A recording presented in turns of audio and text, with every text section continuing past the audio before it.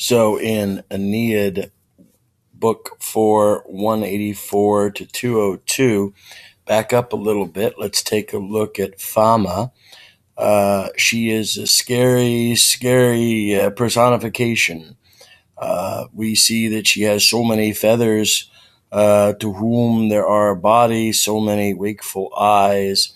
Beneath the feathers, so many tongues, so many mouths give forth, so many ears does she prick up. Now, to begin with the passage here, by night she flies, medio, in the middle space, takes the genitive of heaven and of earth. Notice the genitive is almost adjectival in usage. Striden, striding or whizzing or buzzing through the darkness. Nor does she declinat. She droops her eyes. Ablative, probably of could be of time, expression, in sleep, in sweet sleep. Say that 5 times fast. Or by sweet sleep. She sits luke by day, ablative place phrase at time, as a custos. So therefore, as a sentinel, either ablative place phrase on the roof of a lofty house, or remember the tech they were looking for in the storm, the shelter. So it's used by comparison. Or on high towers, city towers, usually seen as defensive. That's why she terratat, she frightens mighty cities. As often tenax, clinging or tenacious. Now, this is to falsehood here, but it's really of falsehood and of wrong because it's a genitive, as clinging, probably this not a relative adjective clause, more of a quam clause, as a nuntia, messenger of truth. So much tam quam, so much as either false or true stories. Not all rumors are false.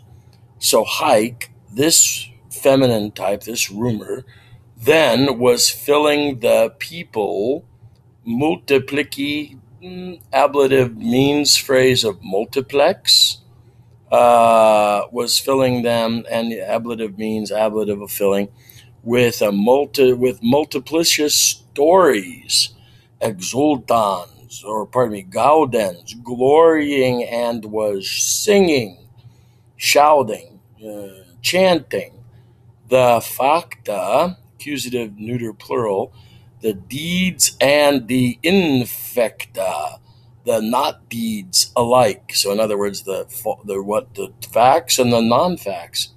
This is what she's stating, an indirect statement clause, that Aeneas had come.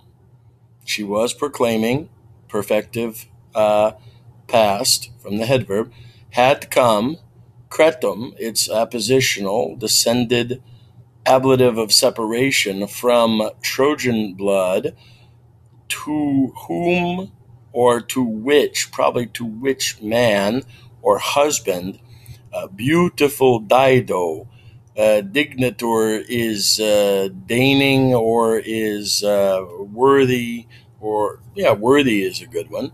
To jungere, complement clause, to join herself. Now they, indirect statement clause, they were wearing away is that's some naughty. They were fondling each other, I think is a better term. In luxury, accusative of extent, the winter, they were fondling the winter, they were wearing away the winter among themselves throughout its length, however long it would be a good say. And this refers to Dido and Aeneas, immores, forgetful of their, notice the genitive plural, of their kingdoms. Though Dido has her kingdom, Aeneas still hasn't built his, but it's still a reality to him. And this also refers to them, they were, supply essay, they, indirect statement clause, they were enslaved, turpi cupidine, ablative of cause, by turpid or base passion. Ooh, they're dirty stuff. These, well, let's see here. Hike could be referring to foeda dea, but I'd say foeda data is the subject phrase. The foul goddess defundit pours out. What's your object phrase? Hike, accusative neuter plural. These things into the order, probably not into because this is ablative, right? In the mouths of men, possum, just like they were scattered in the storm on every side. Forthwith, they quarteted, she turns over, twists over her courses, or her plans, her paths, accusative plural, to the king Yarbas. And she inkedits, she fires his spirit, ablative means phrase, with her words, and agarat, piles up wraths, accusative plural. This guy,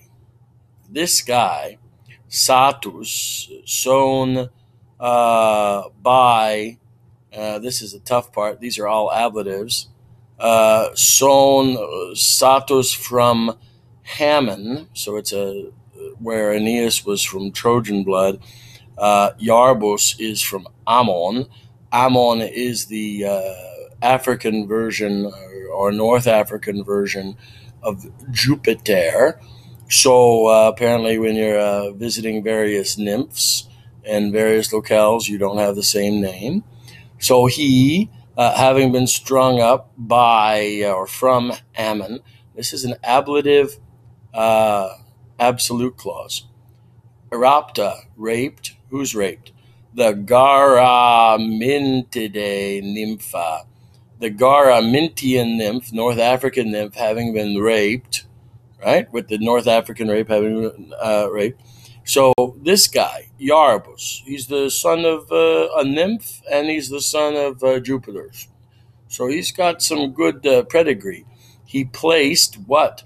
100 vast temples, Yowie, of Jupiter, Latis Regnis, ablative place phrase, in his broad dominions or reigns. He also placed, understood, so he's a big guy. He's got 100 temples. He's got 100 aras, altars, and had the Sekrawerat. He had sacrificed Wigilem, watchful fire, and the never-ending watches of the gods.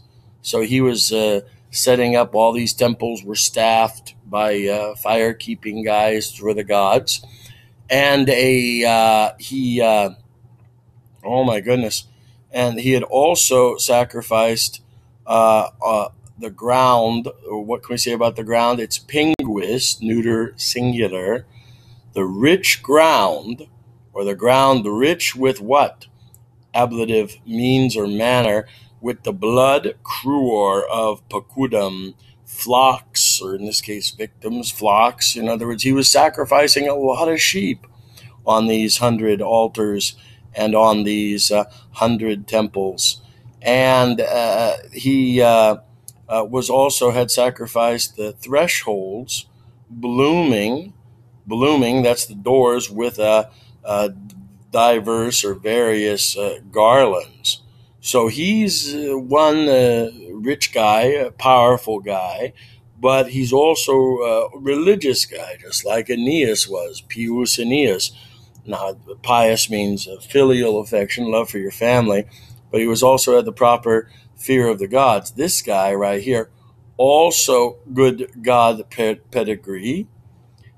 He, frantic of mind and inflamed. What's he doing? He's, by the bitter rumor, is said to have, indirect statement clause, to have prayed many things to Jove as a suppliant with upturned hands before the altar of the gods. So he's a powerful guy,